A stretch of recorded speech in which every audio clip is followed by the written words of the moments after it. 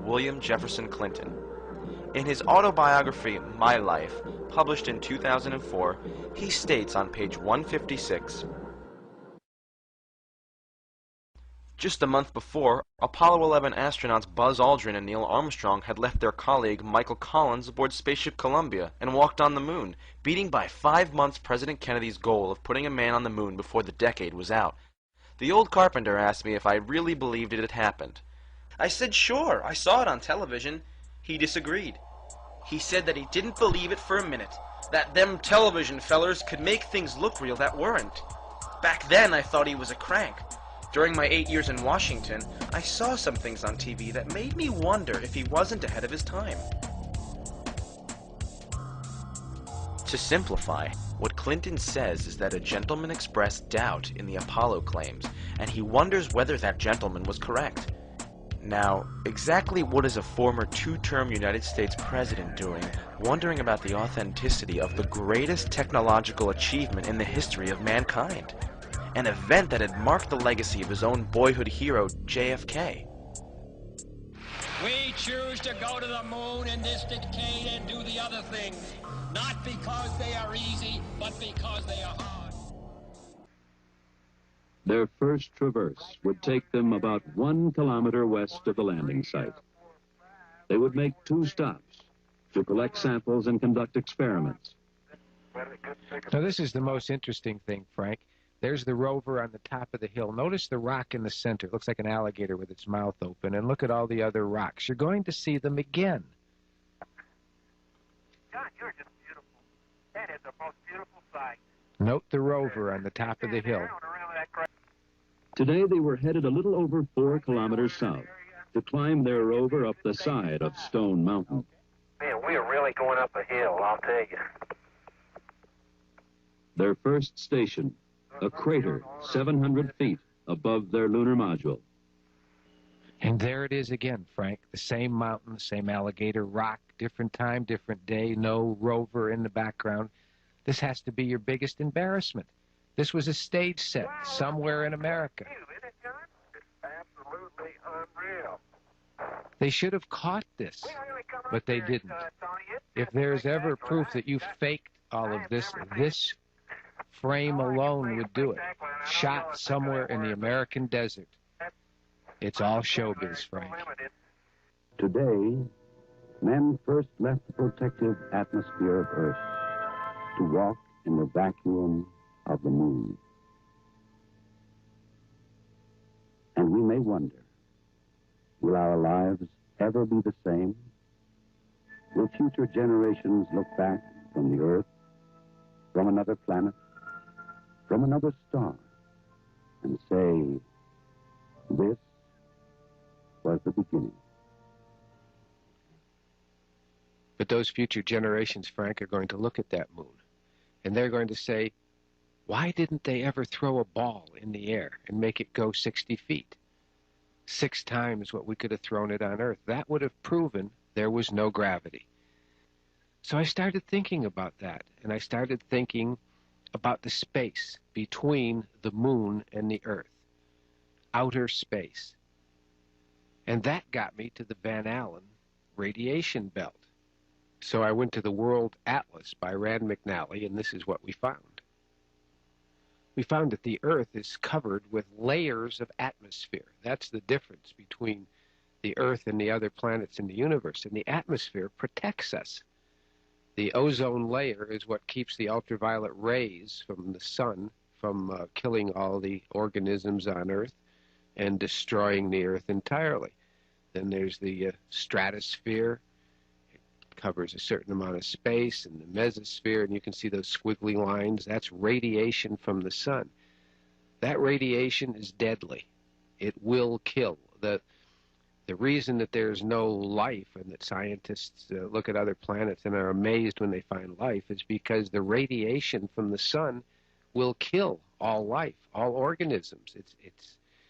Solar flares come up from the sun, and they radiate through the entire universe. And they will kill anything, including men who go into outer space. But what protects us, according to a man named James Van Allen, who discovered this layer right here, the magnetosphere, is this layer. It's about 560 miles up, and it stops that radiation from coming into the Earth. But if you go beyond that layer, you get into a soup of radiation that will kill. And if you're running around on the moon or in a spaceship not protected by lead, you'll most likely die. And in the years of 1969 to 1972, that was some of the biggest solar flares in the history of solar flares that we were covering, according to Ralph Renee's book, NASA Mooned America. He did some extensive research on that and found that solar flares at that time were enough to fry the astronauts. Oh, what a big mountain that Hadley is. Yeah, it's beautiful. Sun is really fierce. Oh, look at the mountains today, Jim, when they're all sunlit. Isn't that beautiful? Really is. By golly, that's just super. You know, unreal. Dave, I'm reminded of a favorite biblical passage from Psalms. I look unto the hills, from whence cometh my help. But of course, we get quite a bit from Houston, too. This appears to be high noon on the moon, 250 degrees in the sun. They should have cooked and baked inside that limb. And Eastman Kodak told me that film melts at 150 degrees. None of the film taken on the moon at this type of temperature should have survived. It should have been crisp like in an oven and curled and melted. 171 hours and 37 minutes after they had lifted off the planet Earth, Scott and Irwin would lift off its sister planet, accompanied by a musical salute they themselves would provide from a small tape recorder on board. Good liftoff, automatic.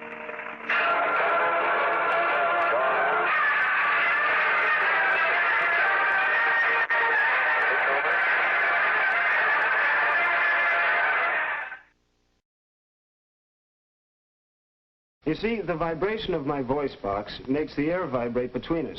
Then when the air vibrates your eardrum, you hear what I'm saying. But maybe you've seen a demonstration of a bell under a glass jar. With normal air inside the jar, you could hear the bell clearly. But when the vacuum pump drew the air out of the jar, there was nothing inside to carry the vibrations of the bell. Nothing until the air was let back into the jar. Sound won't travel in a vacuum, so there you are outside, and you could be hitting something, no sound at all. In space, since there's no atmosphere, there's no air, if you bang on something when you're doing your spacewalk, you will not be able to hear that.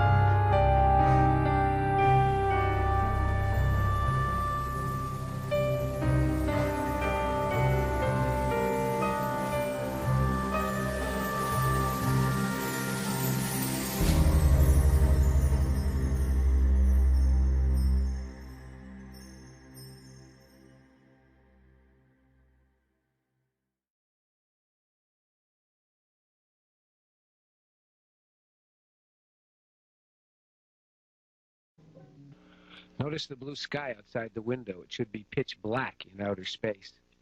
One of the big problems was consumables. There would be enough to eat and drink. But in space, there are other factors. Oxygen to breathe, electrical power to keep the spacecraft alive, water to cool the equipment and keep it operating. To conserve the electric power and cooling water, the cruise... Now look at the white light coming in through this window. You can't have white light without atmosphere. It should be pitch black. And see the blue light coming down in the lower right-hand corner coming in from that window? And blue light coming in from this window?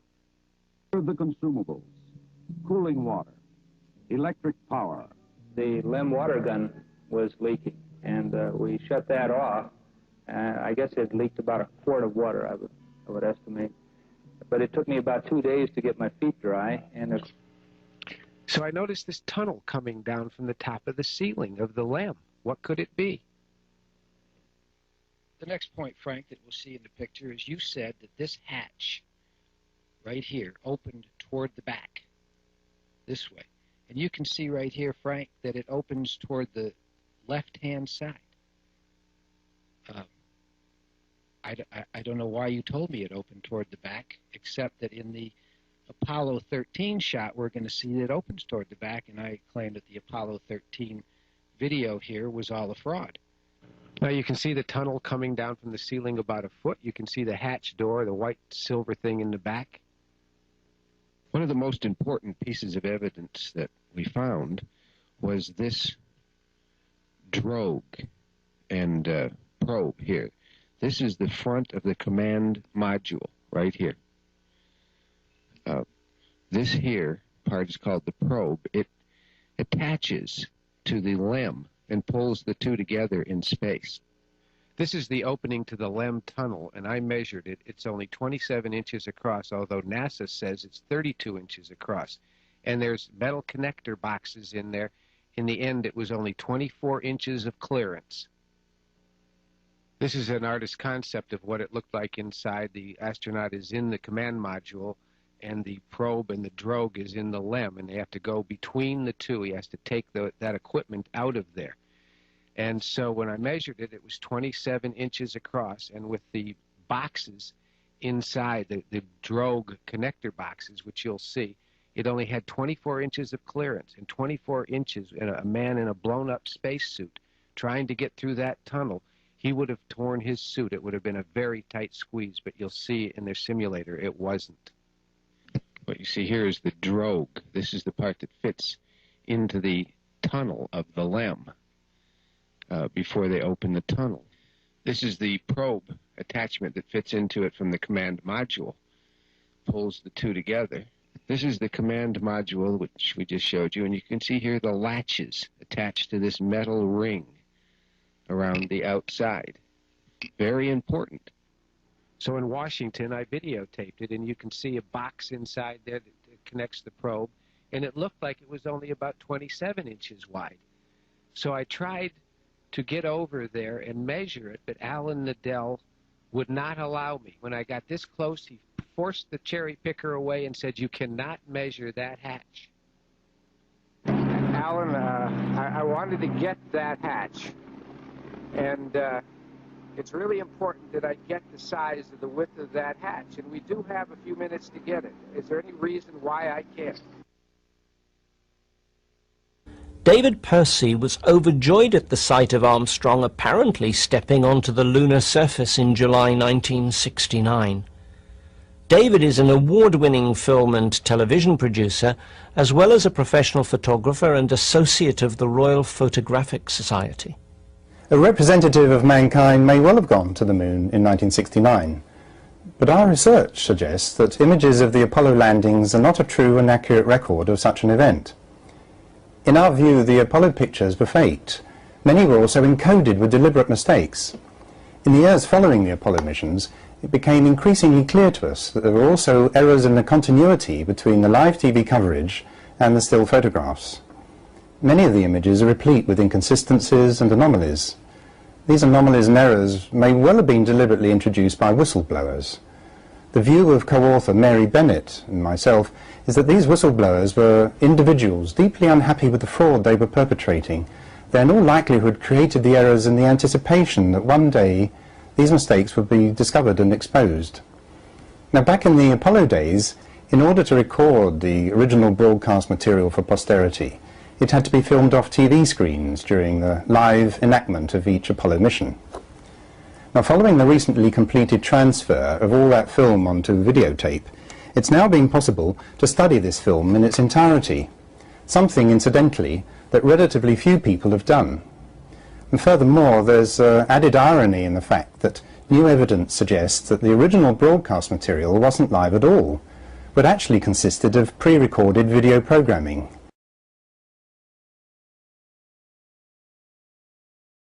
Our second example is from Apollo 11 on their way to the Moon, when the craft is allegedly 130,000 miles away from the Earth. This anomalous sequence was also found by a fellow TV producer and Apollo researcher, Bart Sibrel. We're all familiar with the way X-ray pictures are clipped up for examination against the light box. Well, what I'm about to show you is a sequence with a large colour transparency of the Earth clipped up against the window. If I put right behind it, you can see that more clearly. And when it's clipped up against the window, it becomes illuminated by the light of the sun behind it. K11, we have a picture. We see the Earth right in the center of the screen, over.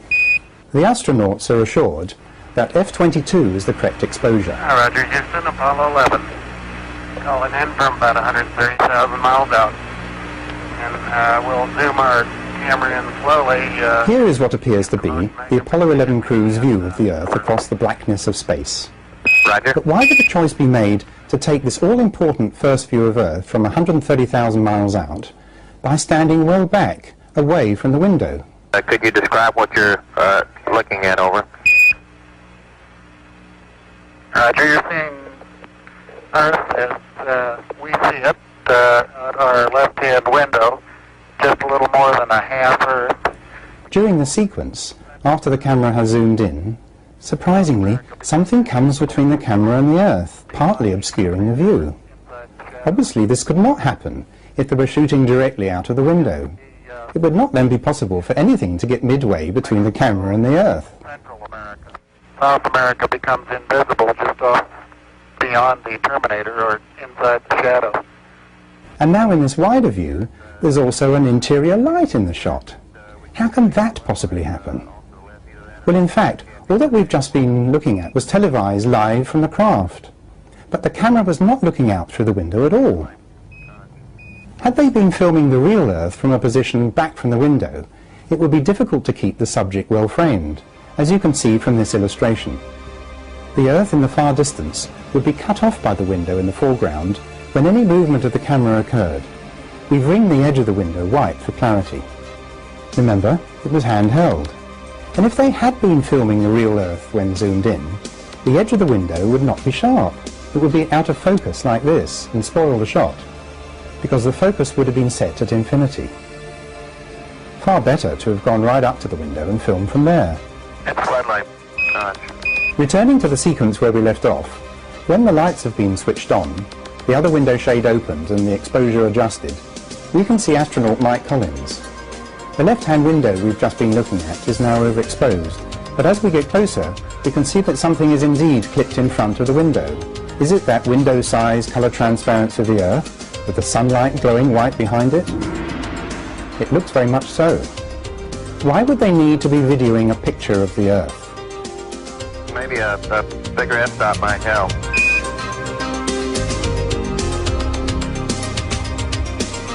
Continuing with the shot, we panned around past Armstrong, who is in the centre of frame, across to the right-hand side of the capsule.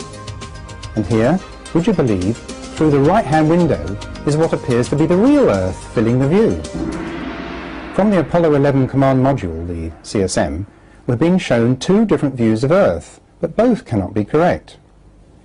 Given that the first version is purporting to be over halfway to the Moon, and on closer examination is seen to be a colour transparency, we have to conclude that this image is not a true representation of the CSM's position. However, the time recorder reads out a mission elapsed time of 34 hours and 16 minutes. 34 hours, 16 minutes, and 15 seconds. Right, you see that clearly enough, Charlie? Where could they be? Well, as the second view of Earth fills the craft's window, we must conclude that that they're in the relative safety of low Earth orbit, and not on their way to the moon at all. That would then explain why they were videoing a picture of the distant Earth. It's worth noting that this star chart, which is obviously clipped to the window, is held there in the same manner as we suggest was the backlit transparency of the Earth we saw earlier. Buzz's two star charts that he is using right now as sunshades over the right-hand window, window number 5. Roger, we see the sun shining in through it behind him. And astronauts moving in slow motion is another hallmark of the Apollo TV footage. There is no evidence at all of any astronaut making a leap or a jump anywhere near a height commensurate with 1/6G possibilities. But if they were actually simulating EVAs on Earth, they would then need help with their bulky heavyweight suits and backpacks in order to achieve the visual effect of moving around easily in lunar gravity. So enter wire supports. This is a tried and tested way of relieving weight from performers, or even flying an actor. Of course, confirmation that wires were used is in the detail. Here in this Apollo 14 footage, you can see a ping, a momentary glint. And again, run slowly.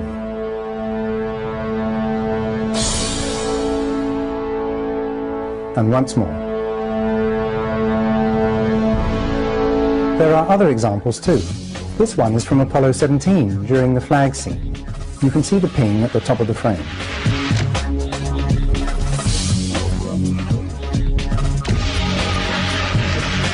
In this footage from Apollo 16, we have telltale evidence of a slightly floating or dangling effect at the jump salute location. It's as if the weight is being taken off the astronaut's feet just a second or so too soon. Compare that sequence with an obvious rehearsal rig. The dangling effect is very evident.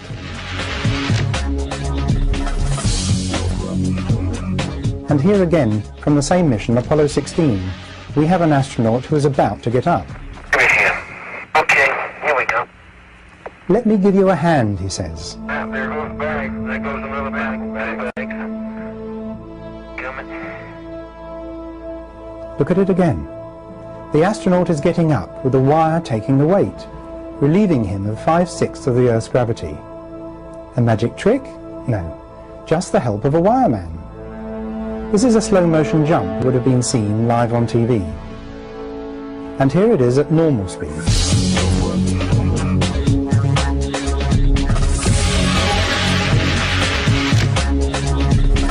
The well-rehearsed, pre-recorded material was apparently slowed down by 50% when we saw it on TV. And yes, we've done the necessary work to establish that percentage. How was the slow motion effect achieved? Well, creating these 1/6 slow simulations would have been a relatively straightforward process. First, the scene would have been photographed and recorded onto videotape at the normal rate in the US, 30 frames per second. On playback, the recording would have been slowed down to half speed. As each video frame is made up of 2 different fields, this will give 60 different frames of image per second, because each individual field now becomes a frame. We must remember that the live TV transmissions were filmed off TV screens for posterity.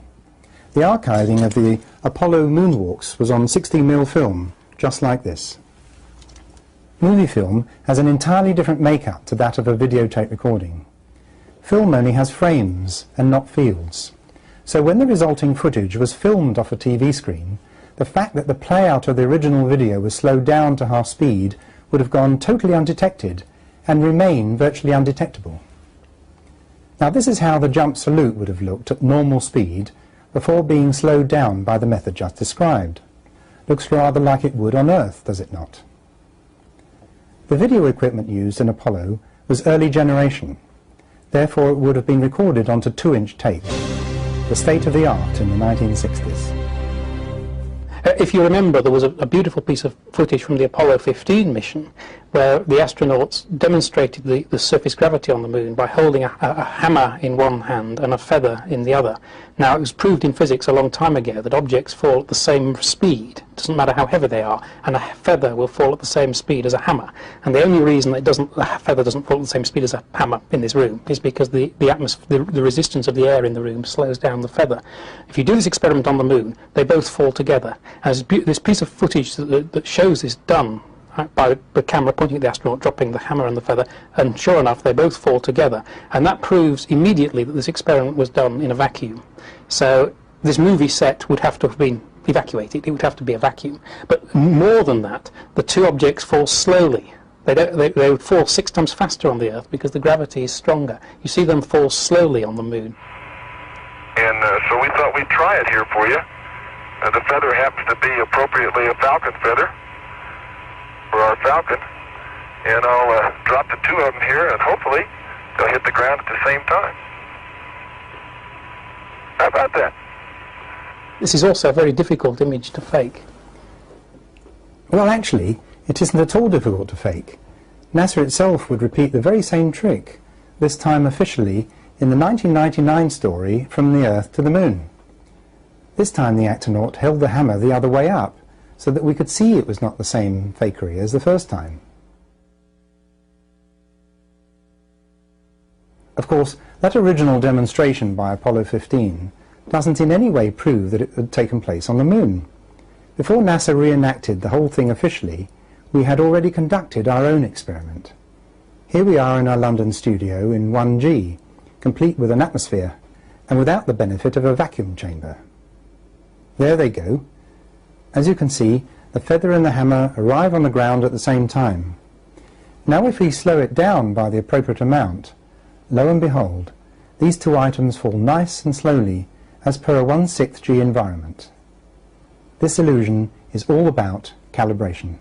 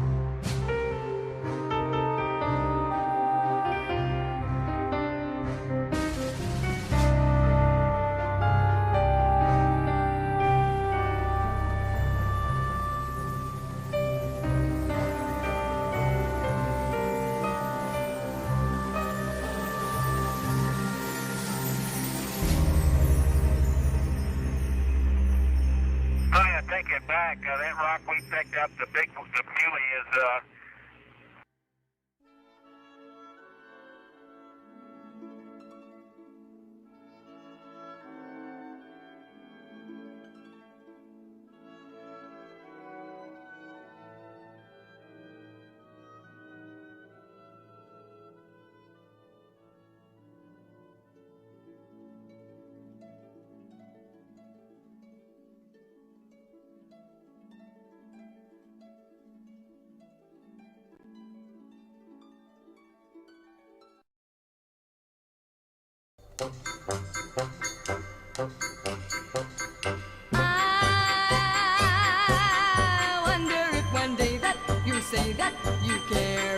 say you love me madly, I'd gladly be there like a puppet on a string.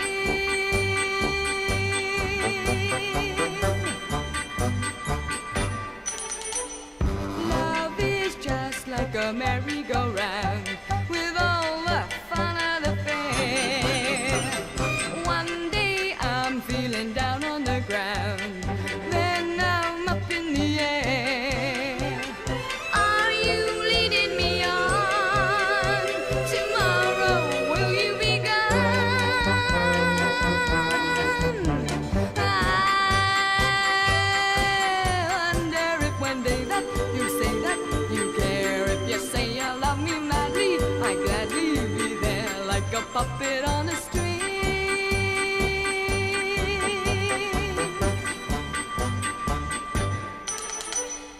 I may win on the roundabout, then I'll lose on the swings. In or out, there is never a doubt just who's pulling the strings. I'm all tied up in you, but where's it leading me to? I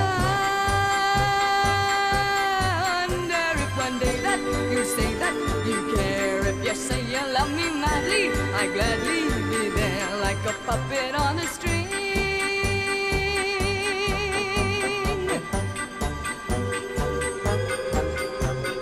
I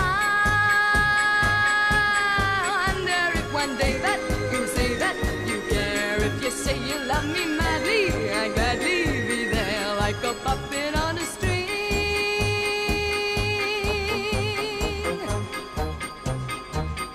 Like a puppet on a string.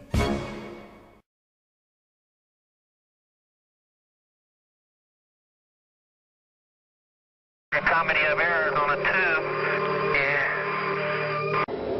Uh-oh.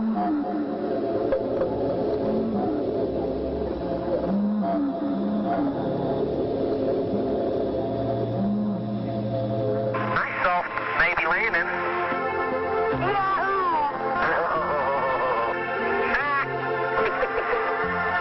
Boy, do I like to run up here.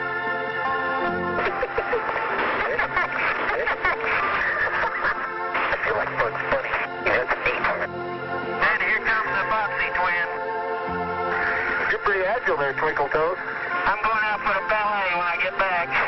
You learn another line of work up here. And while you're bouncing around there, you might keep an eye out for a nearby crater.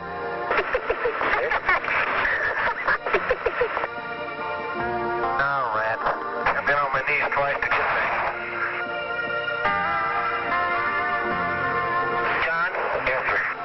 You are black from the knees down. No way to avoid it. That's why I'm glad the pressure suit bends.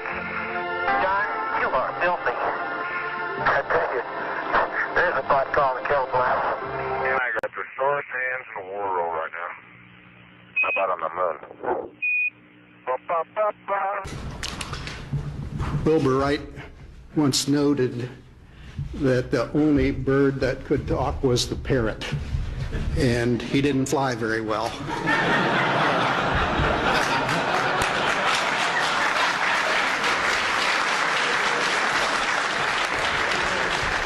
So I'll be brief.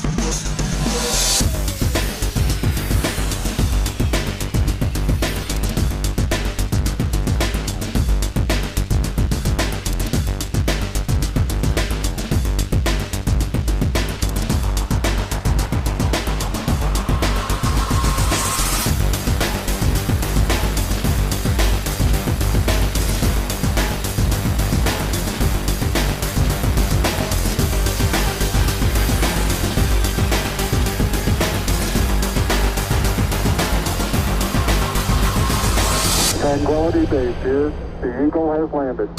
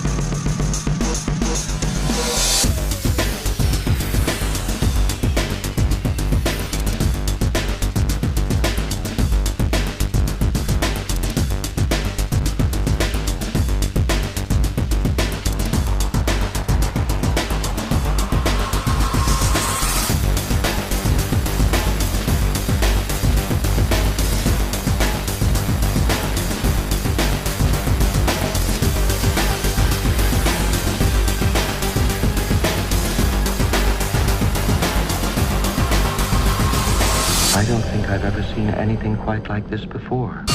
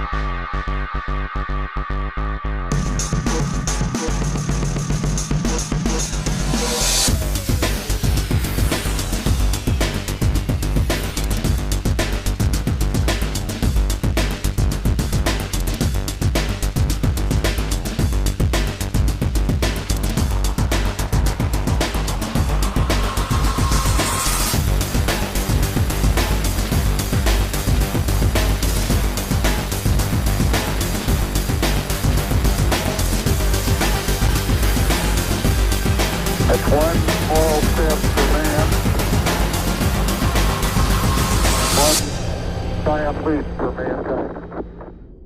Isn't it, John? It's absolutely unreal.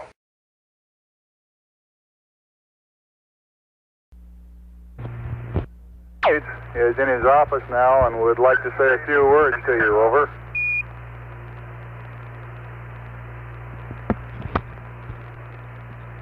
That would be an honor. Go ahead, Mr. President. This is Houston out. Hello, Neil and Buzz. I'm talking to you by telephone from the Oval Room at the White House. And this certainly has to be the most historic telephone call ever made from the White House. I just can't tell you how proud we all are of what you have done. For every American, this has to be the proudest day of our lives. And for people all over the world, I am sure that they too join with Americans in recognizing what an immense feat this is. Because of what you have done, the heavens have become a part of man's world. And as you talk to us from the Sea of Tranquility, it inspires us to redouble our efforts to bring peace and tranquility to Earth. For one priceless moment in the whole history of man, all the people on this earth are truly one. One in their pride in what you have done, and one in our prayers that you will return safely to Earth.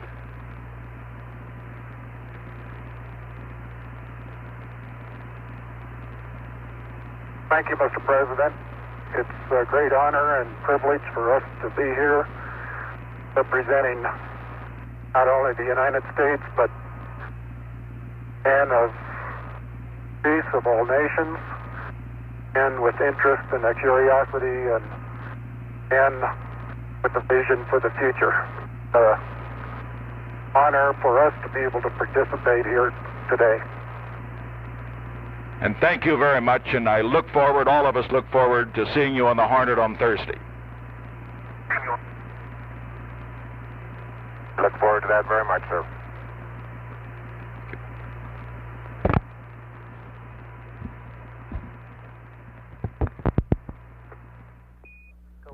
Columbia, this is Houston.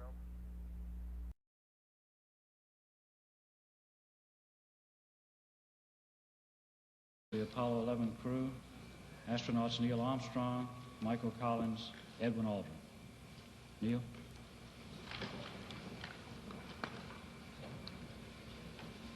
It was our pleasure to have participated in one great adventure. It's an adventure that took place not just in the month of July, but rather one that took place in the last decade. We all here and the people listening in today had the opportunity to share that adventure over its developing and unfolding in the past months and years. It's our privilege today to share with you some of the details of that final month of July that was certainly the highlight for the three of us of that decade. We're going to divert a little bit from the format of past press conferences and talk about the things that interested us most, in particular the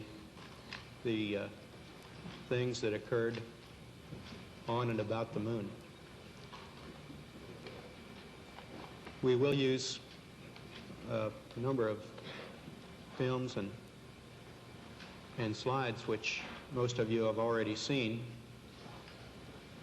and with the intent of pointing out some of the things that we observed on the spot, which may not be obvious to those of you who are looking at them here from the surface of Earth.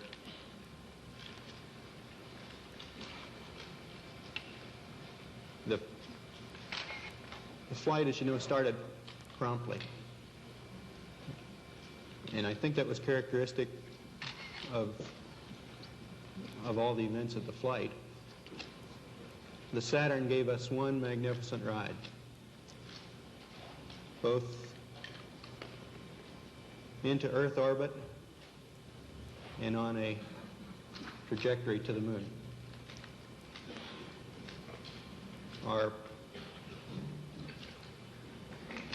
Our memory of that actually differs little from the reports that you have all heard from those previous Saturn V flights, and the previous flights served us well in preparation for this flight in the boost as well as the subsequent phases.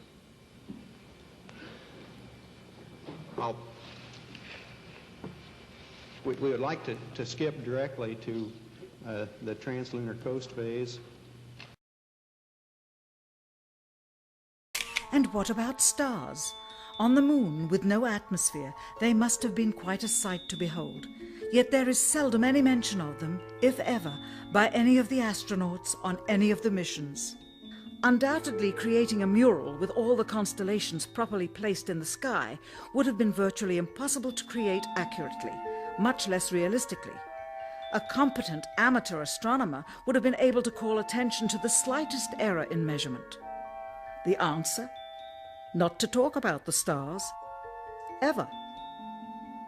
In their post-flight press conference, it was the only question to which Neil Armstrong responded with an absence of memory. When you looked up at the sky, could you actually see the stars and the solar corona in spite of the glare? We were never able to see stars from the lunar surface or on the daylight side of the moon by eye without looking through the optics. I don't recall during the period of time that we were photographing the solar corona what stars we could see. I don't remember seeing any. Years later, though, Michael Collins would remember seeing the elusive stars and wrote about them in Expeditions to the Moon. It seems his memory improved the older he got. And you know this, for years, Neil Armstrong refused to be interviewed. I found that to be one of the strangest things of anything. You would think that the first man on the moon, the national hero that he is, would have talked to everyone about the experience, about the wonder. That didn't happen. His role model was Lindbergh, and Lindbergh became a very public person and was very much out there with his political views and all that. You'd think that Neil would have at least wanted to be a role model for the next generation. Instead, he became essentially a recluse, a hermit. And on every anniversary, they would wind him up and trot him out in public. The most interesting one was during the Clinton years at the White House on the 25th anniversary, where, do you remember what Armstrong said, the most stunning thing that an astronaut could say, and I think in this milieu get away with it? Give us the quote. Well, he said two things. At the start of his speech, he compared himself and the other astronauts to birds, to parrots. And he then made a joke and he said, and parrots don't fly very well. Well, what else do parrots do, George? They repeat what they're told. Plant is... Ladies and gentlemen,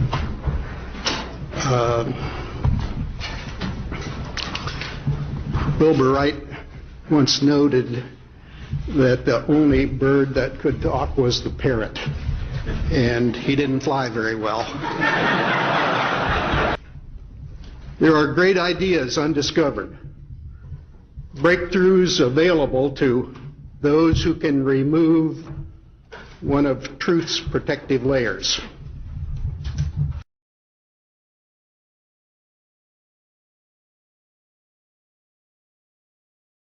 .3,600 miles above Earth, 15 times higher from the planet than the International Space Station. As we get further away from Earth, we'll pass through the Van Allen belts, an area of dangerous radiation. Radiation like this could harm the guidance systems, onboard computers, or other electronics on Orion. Naturally, we have to pass through this danger zone twice, once up and once back. But Orion has protection. Shielding will be put to the test as the vehicle cuts through the waves of radiation. Sensors aboard will record radiation levels for scientists to study. We must solve these challenges before we send people through this region of space. For this flight, it's time to head home. The Van Allen radiation belts. No, now I'm not sure we went far enough out to encounter the Van Allen radiation belt. Maybe we did. Beginning at an altitude of 1,000 miles and extending an additional 25,000 miles, lay lethal bands of radiation called the Van Allen radiation belts. Every space mission in history with humans on board, from both the United States and Soviet Union, from the first in 1961 to the present, has been well below this deadly radiation field. Mercury, Gemini, Soyuz, Skylab, the Space Shuttle, all maintained altitudes well below 1,000 miles. All except Apollo. I don't know the distance to the Van Allen radiation belt, and if we did, it wasn't a problem. If we were going to encounter it, then we would have had to build the spacecraft and the spacesuit to not give humans a problem. You don't just build something and hope it works. You study to see what the threats are, the environment is, and then you say, how thick do I have to make the metal on the spacecraft so that going through this kind of radiation or these kind of meteoroids, it won't get hurt. And so then we build it that way. The belts are 1,000 miles to 25,000 miles above the Earth. Then we went right out through them. No effects on your cells? Didn't even know it. I don't think anybody, well, maybe somebody said you went through the radiation belt, but we didn't feel it inside, and we didn't get any, added radiation. In 1998, the Space Shuttle flew to an altitude of 350 miles, one of its highest altitudes ever, hundreds of miles below the beginning of a field of radiation that was so severe that the astronauts inside of their shielded spacecraft and inside of their shielded spacesuits saw flashes of light with their eyes shut that they described as shooting stars, due to radiation penetrating first the shuttle's shielding, then their spacesuit shielding, then their skulls, and finally the retinas of their closed eyes. As a result, CNN issued the following report, noting NASA's unpredicted surprise. The radiation belt surrounding Earth may be more dangerous for spacewalking astronauts than previously believed. Scientists say the phenomena known as the Van Allen belts can spawn killer electrons when the Earth's magnetic field changes. These electrons that are being studied could have an important effect, not only on satellites, which has happened in the past, but could also affect the astronauts by creating large doses of radiation that could influence their health. The electrons can penetrate through various materials, including spacesuits, and can pass through, in fact, the walls of the space station, and can create high charges deep inside of these objects. No strange occurrences? Nothing like that. The space shuttle... Go ahead. The space shuttle went to 365 miles a few years ago because I worked in news. I saw CNN. They said that the radiation belts surrounding Earth are more dangerous than previously believed because the astronauts saw shooting stars with their eyes closed just when they got within 600. Radiation belt. We saw shooting stars, but they're not shooting stars from with your eyes closed, although they look like it. If you're out in space beyond the Van Allen belt, and probably within the Van Allen belt, and close your eyes, and just pay attention. You don't notice it unless you pay attention. Then all of a sudden you'll see a little flash like a shooting star, except it's like that. There goes one this way. Then one just blossoms. And then not that fast. Maybe you wait 3 minutes or 2 minutes and one goes whoosh. And what's happening is cosmic rays are hitting the back of your eye and exciting those sensors in the back of your eye. So that's what you see. And they got high enough, apparently, to close it. My guess is, in Earth orbit, if you closed your eyes and just paid attention... Phenomenon going through the belts of any kind. Nothing happened. There was no great unknowns, no science fiction going to the moon. It was all science fact, although sometimes it seemed like it was science fiction. I saw a CNN report about 3 years ago. The space shuttle went to about 365 miles. And that was the closest they got to the belts since the moon missions went through them. And they were about, I guess, 650 miles away from the belts.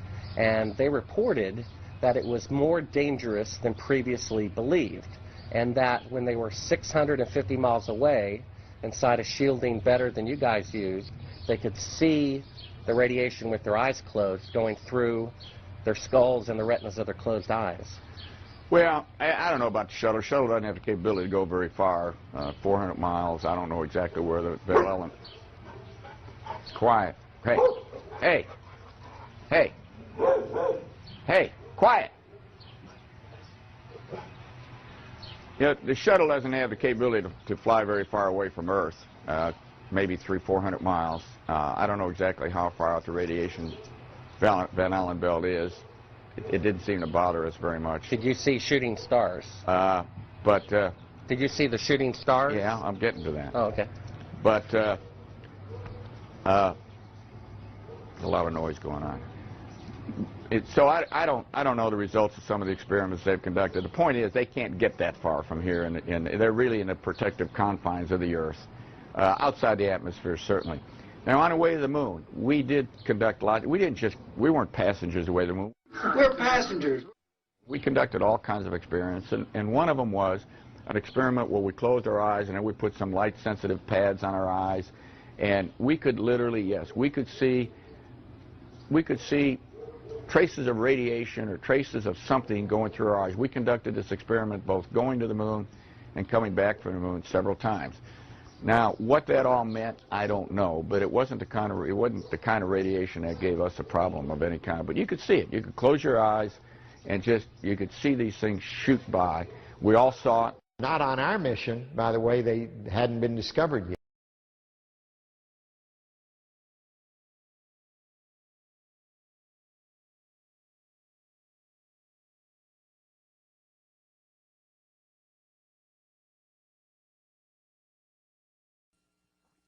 This shows a picture that we took on Gemini 10. We fired our motors, and when we're docked with the Agena spacecraft, and it boosted us up to 414 nautical miles. And we went through the South Atlantic anomaly. And the South Atlantic anomaly introduces a lot of radiation into your body on board the spacecraft. Well, since I was on Gemini 10, you know, my nose still glows in the dark.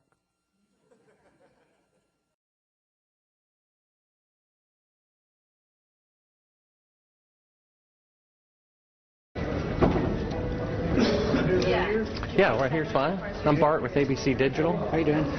I was given a classified tape from the Apollo program. It's 31 years old. It's an unedited reel, including outtakes from the mission. It's got about 20 takes of a single shot of the mission. What mission? Apollo 11. Yes. And the photography is being forged in the mission. They're faking a shot of being halfway to the moon. And they refer to you on the tape as a shot that was done during Apollo 10, where you put a transparency over the window and move the camera of the Earth and move the camera back away from the window. Turned off the lights in the spacecraft and appeared to be halfway to the moon when in fact they were in Earth orbit. Huh, really? Yeah, and they said it was the same way that you did it on Apollo 10. And this is the window, and it's dated by an atomic clock at the Goldstone tracking station, which is on the tape. Well, you're talking to the wrong guy. Why don't you talk to the administrator at NASA? We're passengers. We're guys going on a flight. We're not. I know for a fact that it did. And this tape would prove no one has Your laughed. camera working? No one has laughed. And this makes you the real famous person that has discovered this and reveals all this stuff. What an ego you must have to want to propel yourself like this. That's not why I'm doing it, and God knows that's not why I'm doing it. I'm doing it for the truth to come out because I think it was wrong. You can also notice how the astronauts... but you're doing it the wrong way. You don't mislead somebody like me to come in here. If you didn't go to the moon, that's misleading people. I said once to a reporter, how long must it take before I cease to be known as a spaceman? Why did you make that comment? I guess we all like to be recognized not for one piece of fireworks, but for the ledger of our daily work. Strolling around the Ohio farm where he was born, Armstrong is easy to talk to but hard to know. He can seem guarded, but above all, we were struck by his humility. You sometimes seem uncomfortable with your celebrity, that you'd rather not have all of this attention. No, I just don't deserve it. But look, how many people have walked on the moon? 12? I got a question for me. There's one thing I want to know. There's one thing I want to know since the day you agreed to come. And as I mentioned too, we live on a house, top of a hill, and we get so many great views of the sky at night. And here's the question that's just been, every time I go home and I see the moon, this is the question I've been wanting to ask you. It's a crystal clear November evening, little nip in the air. It's just as clear as can be. And you're driving home, and you get out of your car, and you look up. Like that. And you see this image like this, okay? What comes to your mind? What jumps to your mind? Girls.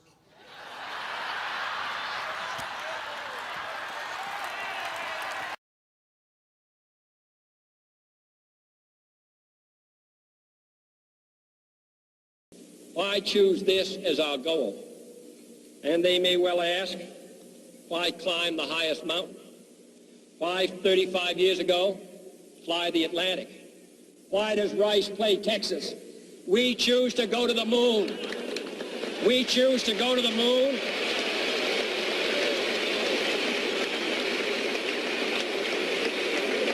We choose to go to the moon in this decade and do the other things, not because they are easy, but because they are hard. Because that goal will serve to organize and measure the best of our energies and skills. because that challenge is one that we're willing to accept, one we are unwilling to postpone, and one we intend to win, and the others too. The extraordinary time in the US at that time, you had the president of that ilk, you had politics, the administration, science, the community, all on song for this vision, all on song for that plan. What was that like? Well, you have to appreciate the context. The Soviet Union had successfully put first a artificial satellite into space, and secondly put a man into orbit around the Earth. We were trailing.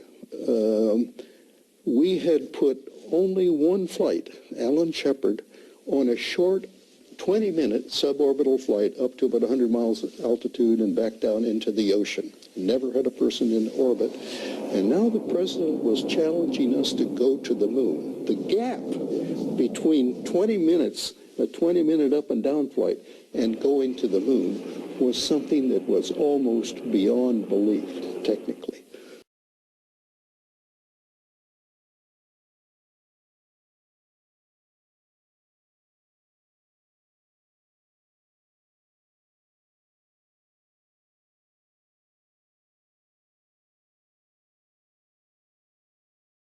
Always giving way to some 400,000 equally committed and dedicated Americans who were the strength behind the bow, and always giving credit to those who just didn't know it couldn't be done, who just didn't know it couldn't be done.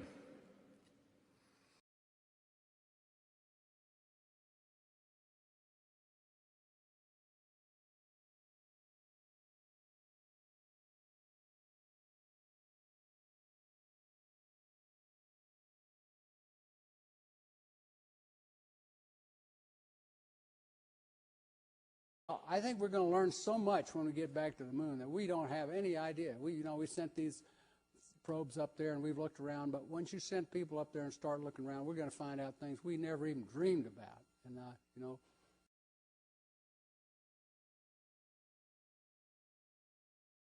Johnson, and we're going to look at some images put out by NASA which allegedly show the remnants of the Apollo programs taken by Lunar Orbiter craft. In what year did you say, Andrew? Well, what happened was in 2009 the Lunar Reconnaissance Orbiter was launched. It had a high-resolution camera, sort of better than the previous one, and I think the original mission for this was to look for new landing sites for the new moon mission program, which was announced some years earlier. Now it's all been scrapped.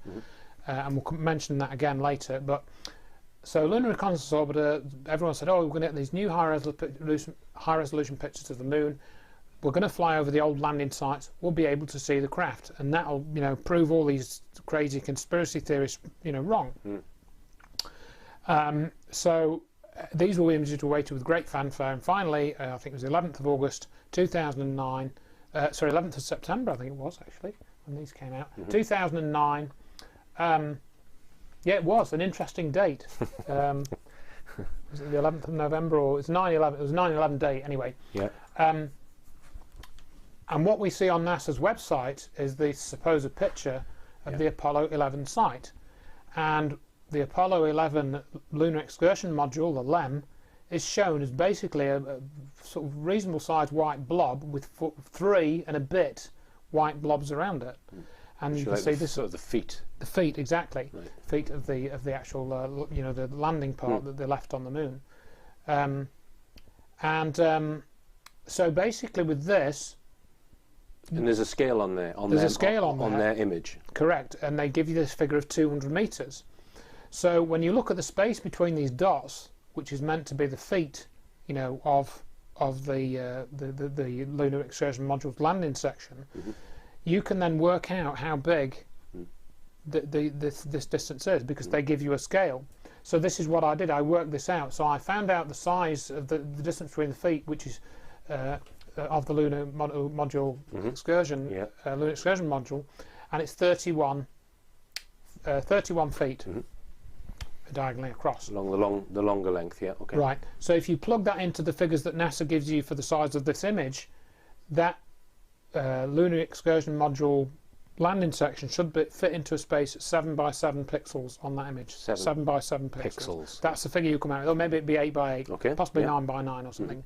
You know, you could maybe slight margin of error, something around that figure.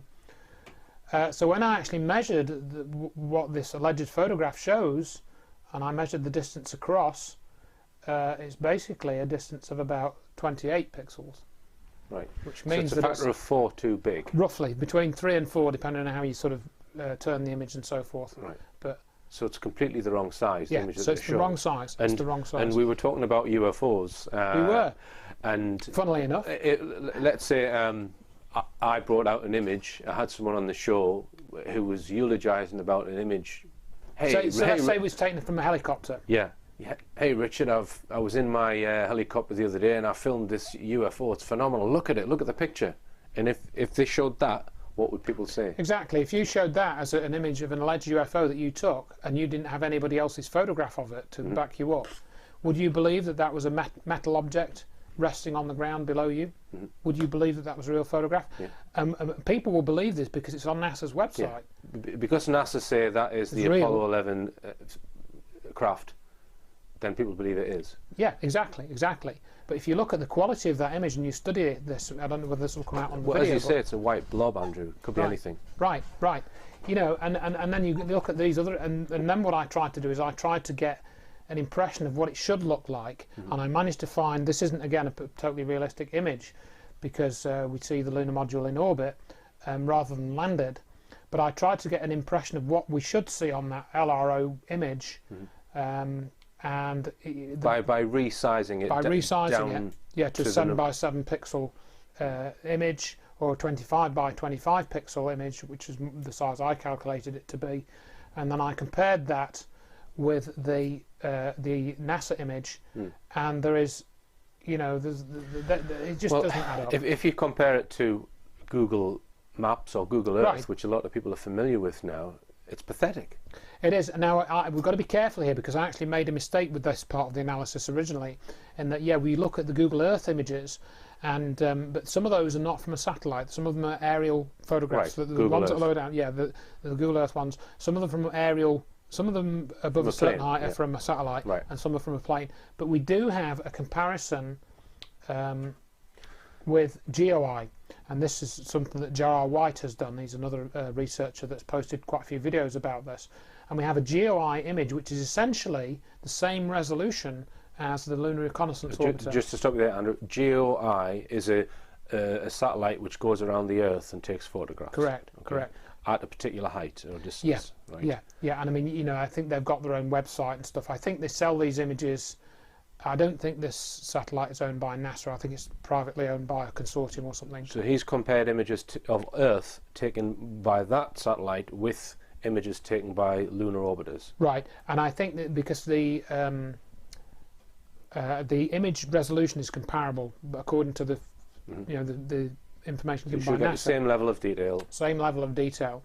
So in this particular example, we see a GeoEye image, and you can actually see a car on the road, and you can see with some, you know, you can see it's in colour, you can see the colour of the car, you can see that it's maybe got a white bonnet or a cream bonnet or something, but you can see that it's, you know, you can see that it's an oblong shape, this right shape for a car and everything, and you can measure it and work out the size. So why haven't we got, and there's none of these vertical grainy lines either. If you look at those LRO images, they've got these vertical lines in them for some reason, which I don't really understand what those are. So if you compare these two images, why isn't it in colour for one? Why isn't it in colour? Why and the same goes with the images from Mars. Why are we still predominantly getting black and white images? Well, we'll come on to Mars. So but that, going back to that, so why have we got such rubbish images from LRO? The ones from GeoEye are pretty good. You know. So the first one that they put out, allegedly of Apollo 11, it's just a white blob, and it's completely the wrong size. It's 4 times too big. Golly, that's just super. You know, unreal.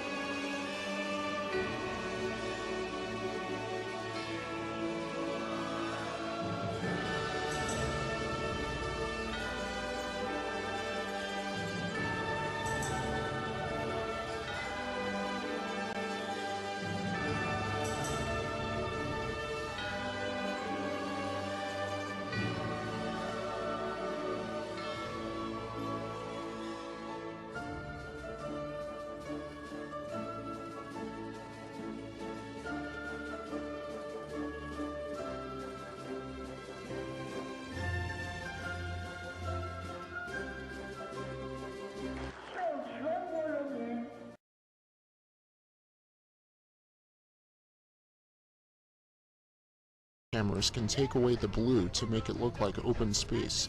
Then they just speed up the footage so it looks like there is no resistance from the water. Look at the Earth's clouds. They're moving quickly here, and they suddenly speed up here. Watch again. The entire Earth becomes covered in clouds in only 2 seconds. And a slow bubble gets away from the helmet. It rolls around the helmet, speeds up, and expands as buoyant bubbles do.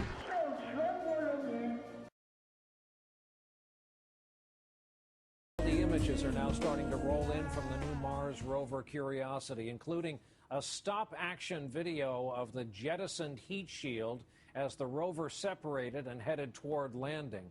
We got the first high-resolution still pictures as well today showing its new home. And at the NASA briefing today, they called the surroundings Earth-like and admitted it looks like the Mojave Desert for all you conspiracy theorists.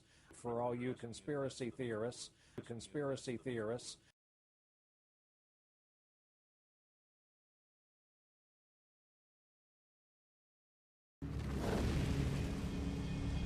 It all happens faster than the time it takes to send one radio command from Earth. So every step is pre-programmed. The parachute slows us down from 1,000 meters a second to about 100 meters a second.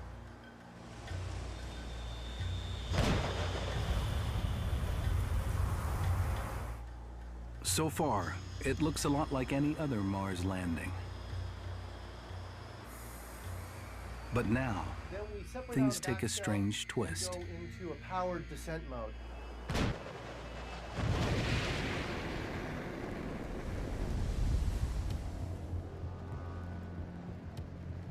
We descend for the last 2 kilometers, look at the ground with the radar, and then about 20 meters from the surface, we employ our touchdown system, which is called the Sky Crane.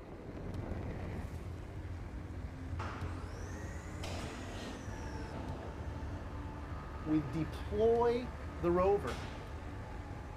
We are still maintaining a constant vertical velocity. We touchdown, cut the rover free, and fly off.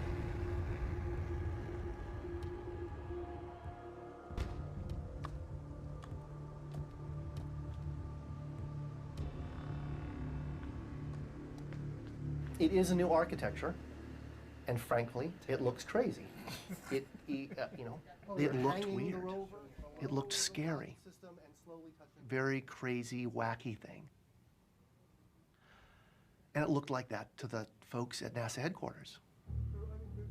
And so we went through what ended up being close to 2 hours. There's lots of questions, there's probing. They ask about the airbags that worked so well last time. But this rover is 5 times heavier. Airbags would have to be impossibly huge. So that's out. What about a traditional lander with legs? Legged landers a la Viking. With a heavy payload, it would be unstable, especially if it happened to land on a slope.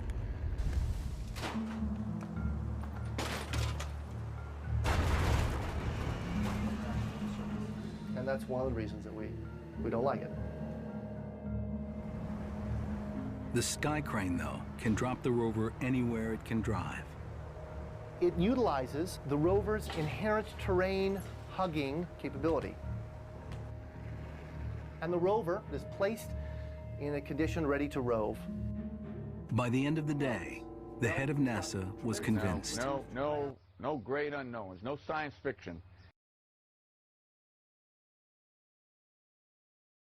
5, 4, 3, 2, 1, fire.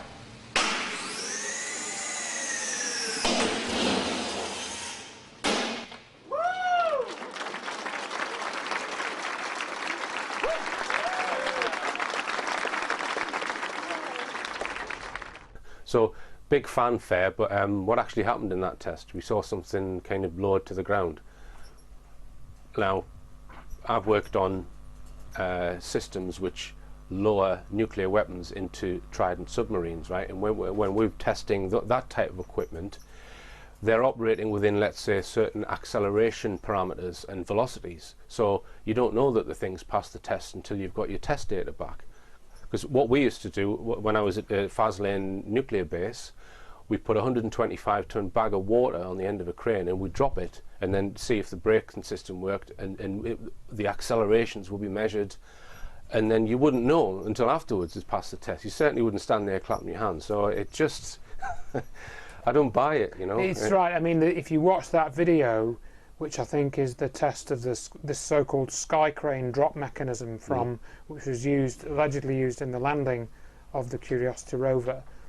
Yeah, I mean, it's like, oh, you know, it's like they've set up this rig, they've dropped something down, and they're looking up, oh, it hasn't broken, you know, therefore it's passed the test. You know. There's a conference, and I recommend you watch the whole conference. And this was the 2012 landing briefing, so it's the conference after they've supposedly successfully landed the Curiosity rover on Mars, and one of the main speakers there was this guy Adam Steltzner. So they were being asked questions by the press, and let's just have a look at this little clip of Adam Steltzner, who's one of the lead engineers. I think he supposedly devised the sky crane, yeah, the method by which the thing is actually landing. That's right. He was the guy who sort of pushed for the sky crane system to be used. Yeah. Right. So let's just take a look at this. Adam, tell us about the landing.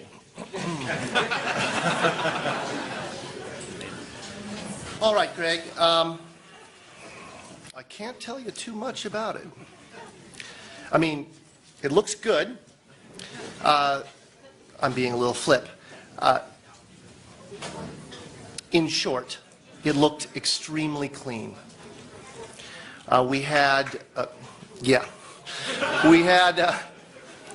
We touched down in conditions that were on the more benign side of our nominal expectation.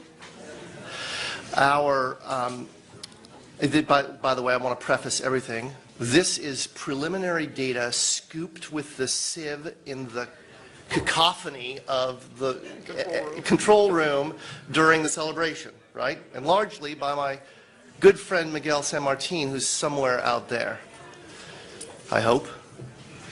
At any rate, very nominal, remarkably good. Our navigation error was on the low side of our expectation. What? I have to ask you, what kind of file type? Can you tell us about the image file type and compression that was used to send this very important couple of thumbnails back from Mars? Yes, unfortunately, I absolutely cannot. If Justin Mackey is in the room, or there's a couple other people on the team who'd be able to whip that out quickly, but I couldn't tell you. Sorry. So the guy, he doesn't even know what format the images are in that have been sent back to the Earth. There's no evidence of any real science going on there, as far as I can see. I would expect someone who's the lead engineer on that project to know every single minute detail about the file formats, the software, everything. He should, and it appears to me that he knows nothing. It is very strange when you listen to what he says, and I think the argument would be made that he wasn't responsible for the imaging technology that was used. He was just responsible for the landing mechanism. Even so, I would expect him to have an interest in the imaging technology, because that's what his lander is being used for, to get the images, for heaven's sake. So you would expect him to be interested more enough to be able to answer that question. In fact, that's a theme in that question and answer session, isn't it? There are several questions which, to me, seem fairly, they should be able to answer them, really, and they can't answer them. No, which I think sheds light on how this cover-up, if it is a cover-up, and if the hypothesis is true, is operating, because I think Steltzner probably believes that thing went to Mars and landed on Mars. So it's a combination, in my opinion, it's a combination of his ego and him actually fooling himself that that's happened. So he's probably been recruited. They've maybe done personality profile on people who they are recruiting for these lead positions, and maybe people further down the chain perhaps know that the thing isn't landing on Mars, and the vast majority of them on the team are being duped. You told me you would tell me a secret. Once Curiosity landed. Can I have my secret? Yeah, what was this? A lot has happened in the last 48 hours. And to be very truthful, I do not recall what that secret was. Yeah, and I mean, I have to say that, you know, when we spoke about this, and I'm still kind of hedging my bets on this one, I'm not saying that the rovers aren't on Mars. Andrew's on the fence. I'm definitely on the fence, and I don't mind saying that in this case. But like you say, when you stack these things up that we're looking at, it really gives you pause for thought. And I think the problem is that you think, well, what's happened to all this engineering effort? You know, they've spent all this money and everything, and we've got these images which are allegedly from Mars, but what really are they? What we're really seeing, and what have they really done? And that's what's hard to believe, that somehow they could have done all of this as a fake. It's hard to believe that it could have been a whole fake. Now let's come on to the images. You mentioned the images, and let's come on to them. Just to point out, all of these images that I'm going to show you are from NASA's published websites, and I've got the reference numbers for the images, which will be put on the screen, so you can look them up yourself from NASA's website. Now, the first one we're going to look at is a Curiosity rover image, image number PIA 16204. We'll put the whole image on the screen there, and you can see I've got a little red square marked at the left-hand side of the screen there, because some of the evidence in these images is quite hard to see when you look at the whole landscape. But let's just zoom in to that little area that I've highlighted there. And what do we see on the screen there between these two rocks? Well, there appears to be a small rodent in the picture. Right. Well, in my opinion, that's some kind of rodent, Andrew. Yeah, I mean, I'd seen this picture before, actually, before we had this conversation, and it is very strange that you see that image and you think, well, is that just a chance, you know, line of sight effect that we're seeing, or it really does look, as you say, like some type of lemming, or... See, I originally found it in a video on YouTube, I think by Monty Williams.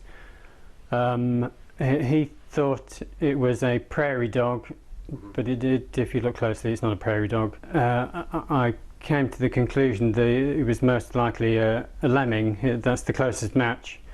And interestingly enough, one of the places where NASA test or claim to test and develop their rovers is in the Canadian Arctic at a place called Devon Island, a 300-mile long deserted Arctic island with a 23-kilometre meteorite crater in the middle of it.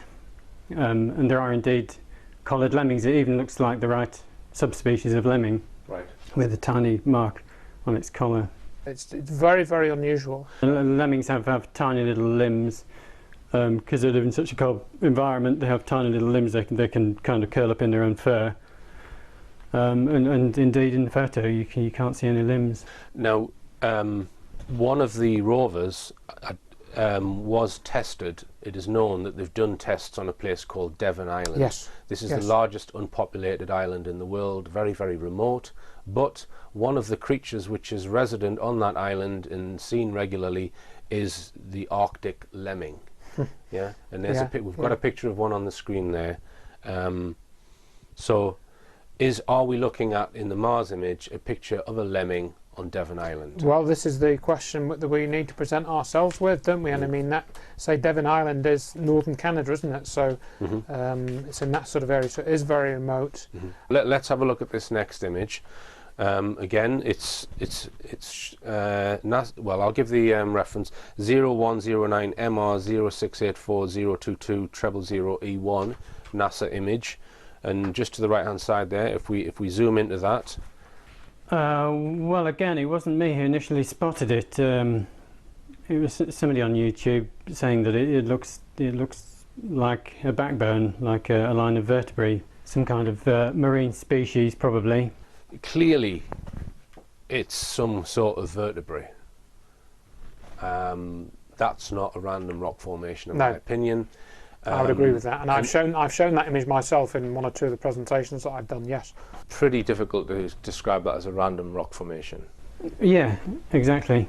How would an image of a vertebra work itself into the Mars images? Well, again, perhaps it is somewhere like Devon Island where they've tested some of these rovers, a whale that's been beached, or one theory is that we get what are known as walrus graveyards, where hunters will come and kill a load of walruses and they'll take the tusks and all of the stuff that they want, and then they'll just leave the bodies to rot. So you'll get vertebrae lying around the ground as we see there. And we see here on the screen a picture of a whale skeleton. So we're not biologists, so we haven't really identified what type of creature the vertebrae is from, but certainly pretty conclusive to me that that's some animal that's died that's been on Earth. Right, and I mean, you know, this brings us to the point of there are a number of these images, and we're going to come on to some more. So we have two alternatives really.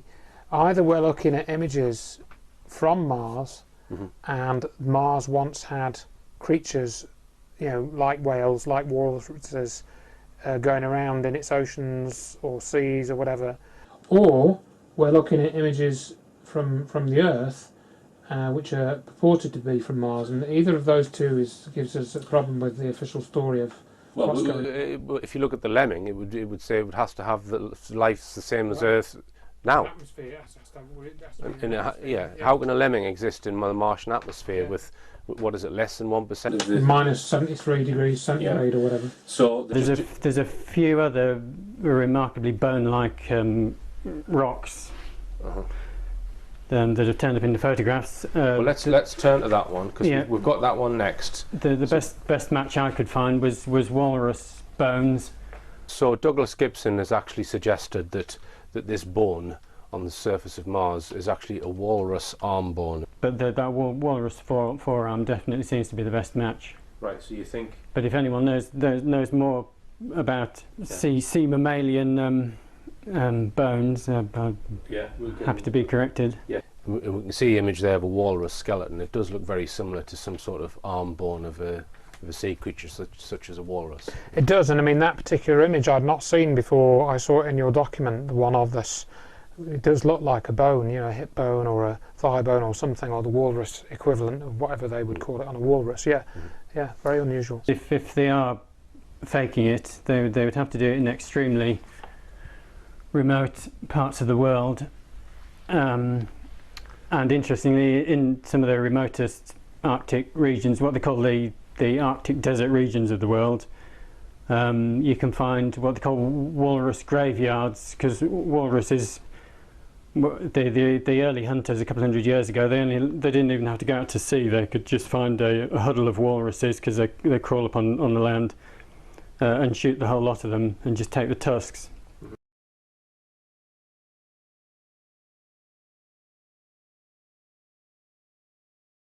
So we've got lemmings running around, we've got dead walruses and dead whales, and we've got lumps of wood.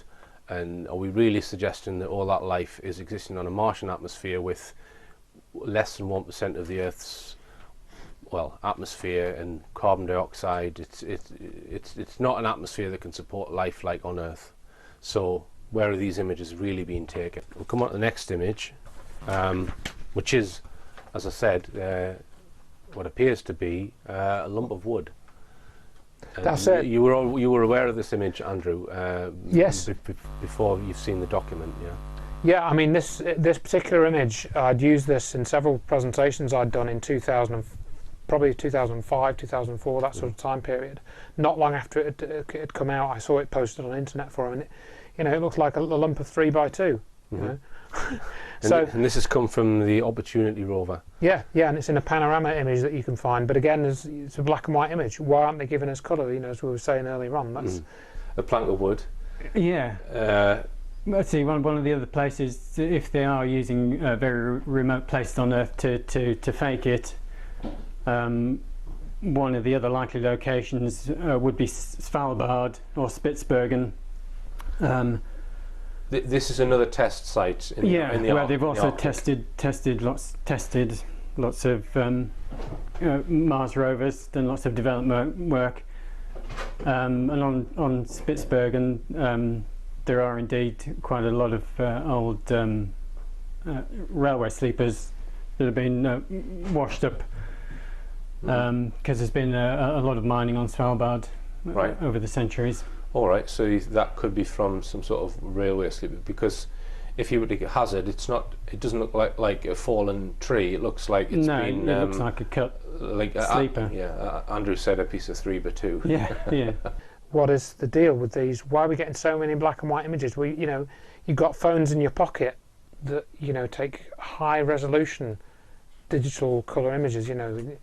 Why are we not getting these images from Mars? Yeah. Okay. And another black and white image we have here, which is from the Spirit rover image. Got the reference there, which appears to show lichen. Yeah. It just looks like lichen. What else can it be?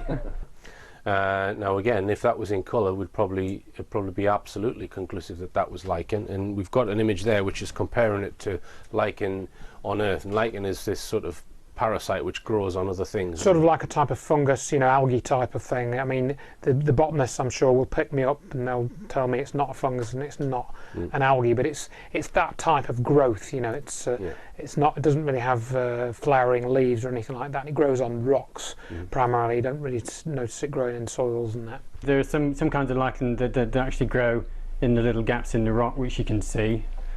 And then there's a nice round one growing on the surface. I don't know exactly what the different subspecies of lichen are. And now we come on to images of fossils. One of the ones that Charles Schultz mentioned, which he says is a crinoid. But far more compelling really is a man called Richard Hoover, who's studied fossils all his life and worked for NASA for 40 years, and he says it is absolutely, definitely a crinoid. So the guy who's working for NASA, is he therefore saying that there's crinoid fossils on Mars, or what's he saying? Or is he saying they're fooling us with images from Earth? Does he make a judgment on that? No, he doesn't. Right, he just says it's okay. Perhaps he's worried about his pension. People who are experts on fossils have looked at this image and can conclude that it's a crinoid fossil. And we've just got it next to a crinoid fossil there, and you can see the similarities with these sort of ridges. Isn't the logical conclusion that the photographs are coming from the Earth rather than Mars, because these are Earth species of fossils? And this is something, again, I became aware of on Charles Schultz's site, or one similar to this. Might not have been this exact image, but he had some similar images, and I've shown them in some of the talks that I've done with trilobites. And there's one that looks like a fossilised octopus that he had as well. So there's a number of these images that, and he points out, as we were saying earlier, that he'd gone through hundreds or even thousands of these images. So Charles Schultz has written a book called The Fossil Hunter's Guide to Mars, and he contends that the Martian Service is got a lot of fossils on it. Therefore, there's at one point on the Earth there was microbial or life. Complex not life microbial as well. Life, but life. Yes. And what we're saying in this hypothesis is, well, hang on, if someone showed you one of Charles Schultz's images, which appears to show a trilobite or a crinoid fossil, what would you think it most likely an image from? Okay, now let's look at this next image, which shows a moving rock. So we've got this is from the Spirit rover. We've got one image which shows a collection of rocks, and then another image taken at a different time from a slightly different angle of the same group of rocks, and we see that there's a rock which has completely disappeared.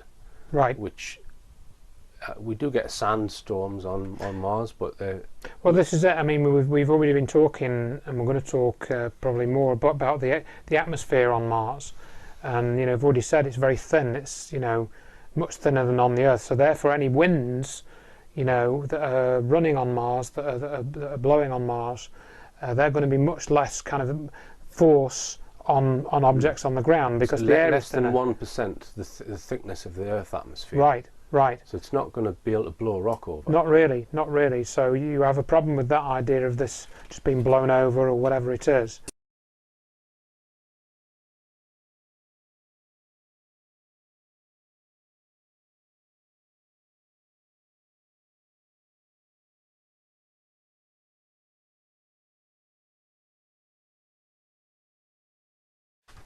And now we come on to another major area of evidence, Andrew, which is the colours on Mars. Absolutely. The first craft or lander was the Viking mission, and I think it was the first photograph that it sent back was image PIA 00563, which showed a blue sky and a very slightly reddish or brown foreground. NASA then said, oh, well, we've made a mistake with that image. The sky isn't that colour. This is how it is. So the official images, or the revised images, is seen below there, which is just completely red. So what do you make of that, Andrew? Yeah, well, I mean, we've seen many of these images now, and you know, probably talk about one or two more.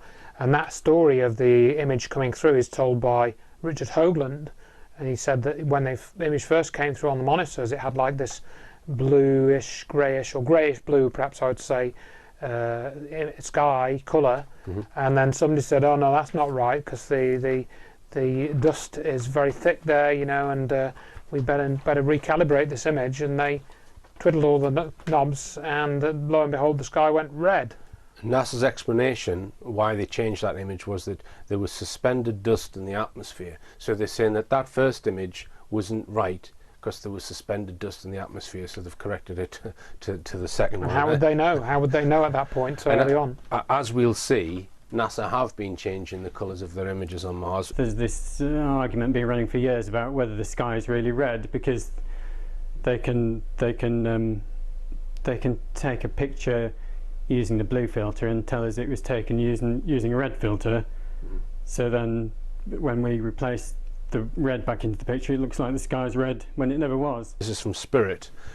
They have actually a colour calibration module which has 4 lobes on it, and those should be blue, orange, green and brown in that image, and that's how you tell whether the image is calibrated correctly. Just tell us about that, Andy. Yeah, so we see this on a couple of, and we saw this with some of the Viking images as well, where you have this colour calibration chart, and you know, you can see that these panels which were blue on Earth have turned red when they're on Mars. Right. Now this is not possible by reflected light. You can't, if you have a blue piece of paper or a blue piece of paint and you shine red coloured light onto it, it's not going to show up red. It's going to become like a muddy grey or something. But in these images, it shows up red. And so what should be muddy grey shows up red. And that to me shows that there's been colour substitution of the blue colour range for a red colour range. This is fairly well accepted with a lot of researchers, that they are messing with the colours on Mars, and they're deliberately making the sky look red and the ground look more red. Yes, I mean we can say that it's Gil Levin. He said this with analysis he's done. He designed one of the Viking experiments. Holger Isenberg, Goro Adachi. You know, I've looked at this as well.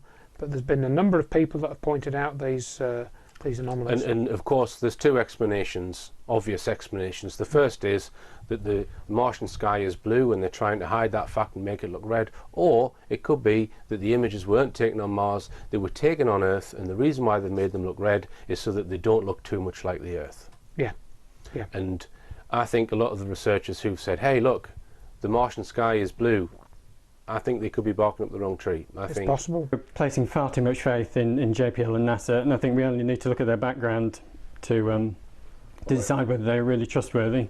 The Mars rover missions, or Mars rover deception, in my opinion, is it's a continuation in many ways of the Apollo deception. All the evidence suggests that Stanley Kubrick faked a lot of the moon photographs on one of his big sets. And perfected techniques for joining, or as best as possible, joining the foreground with the background to create the illusion of a whole landscape. But of course, they can do that now using CGI. So you can film outdoors and put in whatever background you like. That's also very interesting, because it alleged that the Mars rovers, or at least one of them, is in the Gusev crater, on Mars. On Mars. The Opportunity rover, yes, is supposed to be exploring the edge of a 23-kilometre crater on Mars. Right. That's a coincidence, isn't it? So when I read that in your document, I didn't realise that there was an impact crater on Devon Island, or near where this test station was.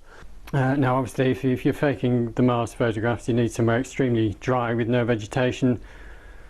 And practically the first meteorite crater I looked at was this 23-kilometre crater up on Devon Island in the Canadian Arctic. So I just googled, it's called Horton Crater, and the third link that came up was NASA testing Mars rovers there. You know, yeah. An extremely remote island which they've now surrounded with high-tech listening devices to keep away any unexpected visitors. I've stuck my neck out and said I'm 75% sure. I think Andrew's right on the fence, but you're convinced. Oh yeah, absolutely. I like I say, I only intend to spend an hour kind of dismissing the idea, and the whole subject. Every time I've looked, it's exactly the same as Apollo. Like I say, you take any aspect and try and get to the bottom of the science behind it, and pretty soon everything's falling apart in your hands. And once you become convinced, do you feel annoyed about it? I did initially, yeah. I mean, you do. The same as with Apollo. This is one of the biggest problems. What's that famous saying? It's difficult to deceive people, but it's even harder to convince them that they have been deceived. Yeah. Because then, of course, their pride's involved. Yeah. Yeah. So yes, when you try and broach a subject like this, people start getting angry. Yeah. Yeah. All right. But you've got over that. Yeah. I've got over it. It comes to the point where you actually start to laugh at it. I did manage to get a photograph of the operators taken from behind their shoulders, and we'll just have a look at what they're looking at on the screen.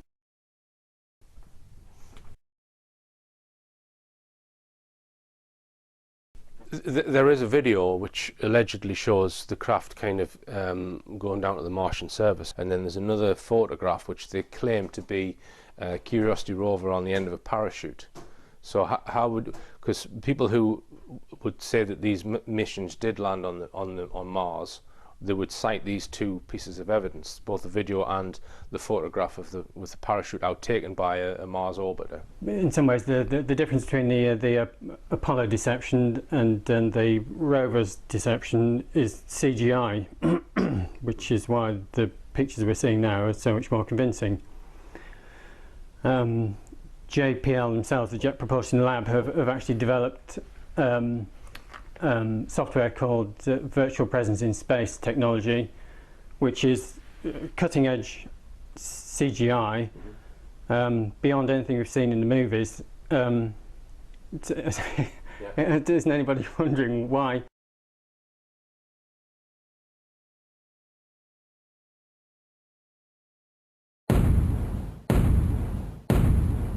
And just think what an inspiration to the young people in the world.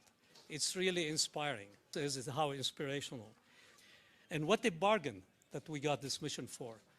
This movie costed you less than $7 per American citizen. And look at the excitement that we have brought and the inspiration that we have brought.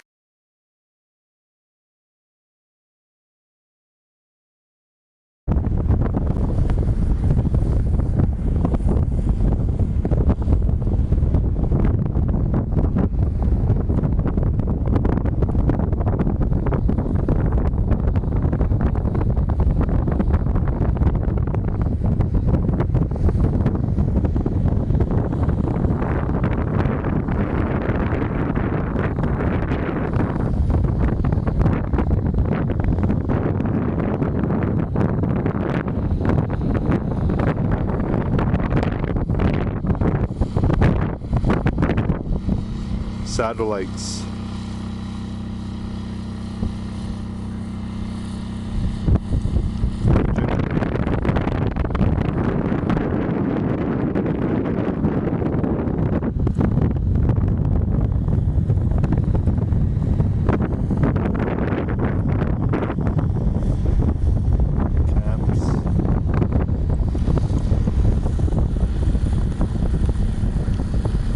Main social area.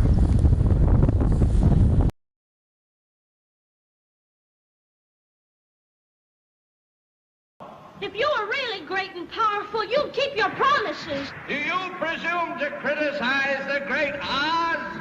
You ungrateful creatures! Think yourselves lucky that I'm giving you audience tomorrow instead of 20 years from now. Oh, the great Oz has spoken.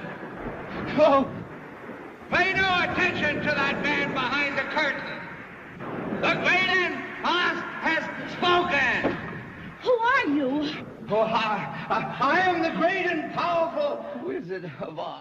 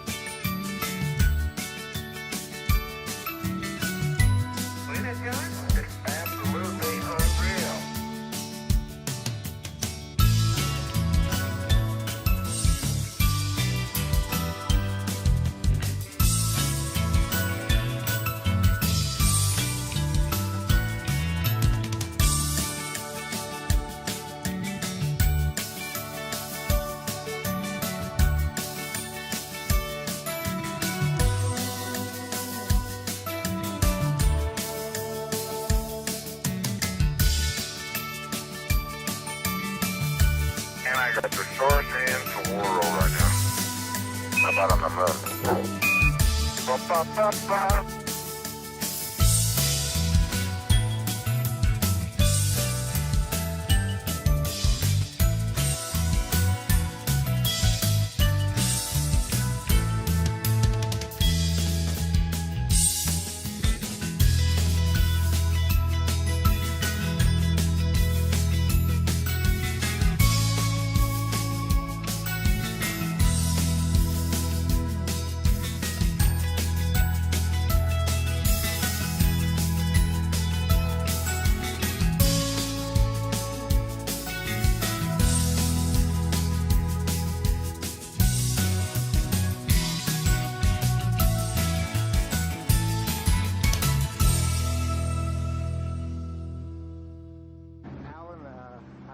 To get that hatch, and it's really important that I get the size of the width of that hatch, and we do have a few minutes to get it. Is there any reason why I can't?